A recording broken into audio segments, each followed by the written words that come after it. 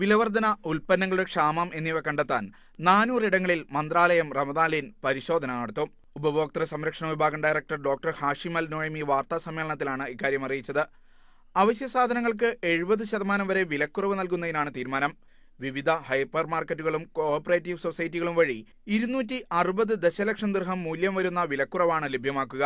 ഉപഭോക്തൃ സംരക്ഷണത്തിനുള്ള സുപ്രീം കമ്മിറ്റിയുടെ നിർദ്ദേശപ്രകാരം അരി, എണ്ണ, ധാന്യപ്പൊടികൾ, പാൽ, പച്ചക്കറി, പഴവർഗ്ഗങ്ങൾ തുടങ്ങിയവയുടെ വിതരണക്കാരുമായി കൂടിക്കാഴ്ച നടത്തിയിരുന്നു.